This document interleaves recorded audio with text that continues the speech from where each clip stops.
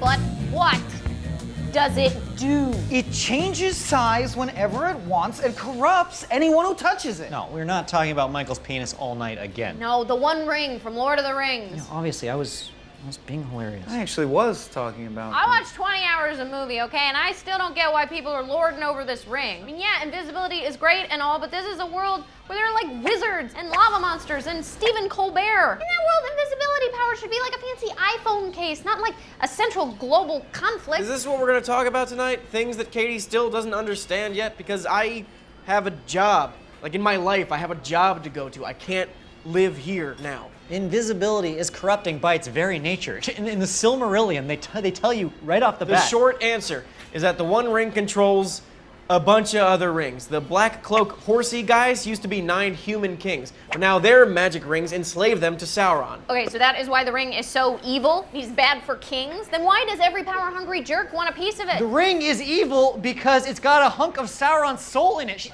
not even trying. Maybe it isn't that Sauron's evil. Maybe the ring is evil. What?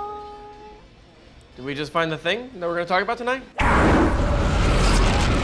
No. That's a false premise. Not only does Sauron have a volcano lair and a dehumanizing faceless helmet, he also betrays the Maiar to join Melkor, later called Morgoth. He's every single bad guy trope wrapped up in one. He's Blofeld plus a stormtrooper plus Judas. Betrayed who to the what now? He's dipping into the Silmarillion. He does this sometimes. I'm sorry.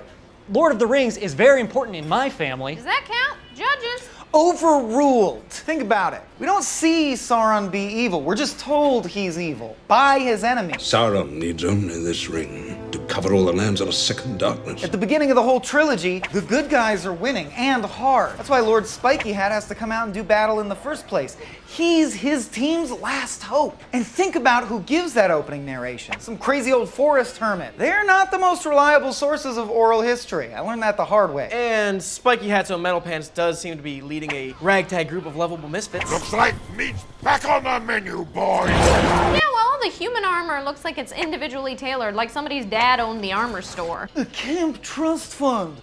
Attack. Sauron is an underdog who's bringing together an impoverished people to fight for freedom against oppressive foreign forces. So was Hitler. Too soon. It was 70 years ago. Too soon for an argument. You don't bring out Hitler this early. You save Hitler till the third act break. Okay, well, the point I was quite aptly making is that just because you're the underdog doesn't automatically make you good. We're still talking about cave monsters sacking an otherwise bustling and peaceful metropolis. Oh, you're talking about Pokio Penis Towersburg? It's Gondor. You know it's Gondor. Seems to me that the orcs just want to slice some Middle-earth pie. I mean, every shot in that movie looks like it should say, paid for by the Tourism Board of New Zealand somewhere, except for Mordor. Roundy McShield Fight Man calls Mordor A barren wasteland, riddled with fire and ash and dust. Can you blame any sentient creature for not wanting to live there? I don't want to live there. Michael's probably the only one who wants to live there.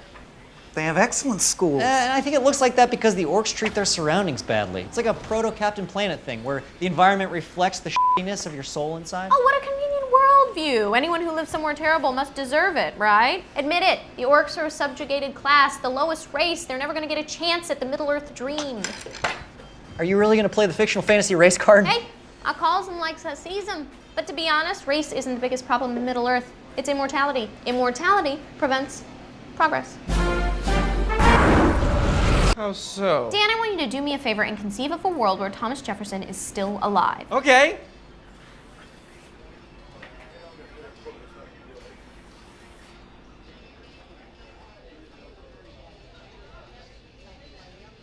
Oh my God, she's right. Thomas Jefferson was great, but he also thought that a woman's responsibility was to make sure her sexy body odor didn't distract men from their jobs. And the slaves. And the slaves, obviously. I mean, the slaves. Imagine TJ still in power and alive and with an ancient grudge against England. Do you think America would have helped out in World War II if TJ was president? Probably not, I bet. Next stop, Hitlerville. You just said... Now is the appropriate time. The point is, he was forward-thinking and awesome in the 18th century, but he is a racist cartoon villain by today's standards. And that's what the elves are in The Lord of the Rings, a bunch of immortals just with these entrenched views, running around, having slaves and waging wars and using outdated slang and then sailing off into heaven. And man, these movies are weird. In a way, Mordor's actually the most equitable country in Middle-earth. The elves all live in these secluded forest kingdoms. Humans are wary of other races and barely get along themselves. But the orcs, when the orcs march into battle, they do it as a big multi-ethnic team. I mean, Legolas and Gimli take 3 full movies to become friends, but the orcs and the men from the east gel right away without even having to engage in an extreme sports-style murder competition.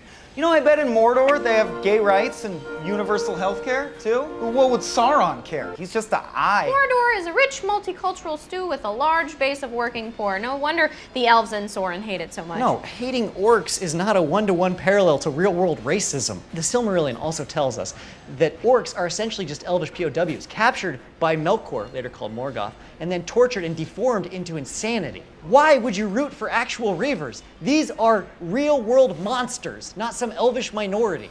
Wow, that is not something I knew, and it's way worse. That's like if America took her returning veterans with mental problems and just shoved them out to the outskirts of society alone to be forgotten. I made myself sad.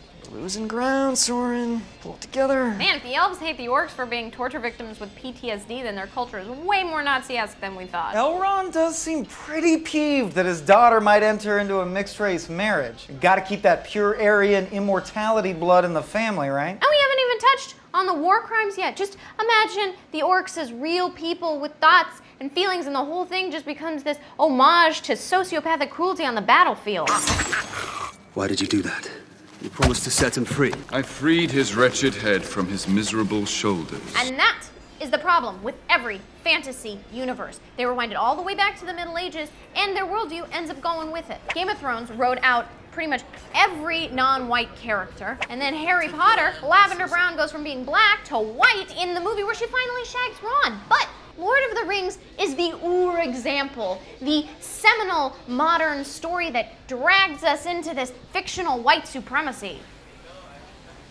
We have nothing, Ziz. Sauron makes good points. Yeah, this one really got to me. It might have ruined Lord of the Rings forever. Anyone who likes Lord of the Rings is racist now. Maybe it's escapist because it allows us to escape from having to have empathy for people that are different than us. Yeah, us being white people, anyway. So yeah, us, literally the 4 of us. Hey, if your parents are actually huge Tolkien nerds, though, are you really named after Sauron? Why would they give you the evil name? I got a lot of siblings. Probably just ran out of characters, I think. Oh my god, is there a Radagast buoy walking the earth somewhere? Man, you guys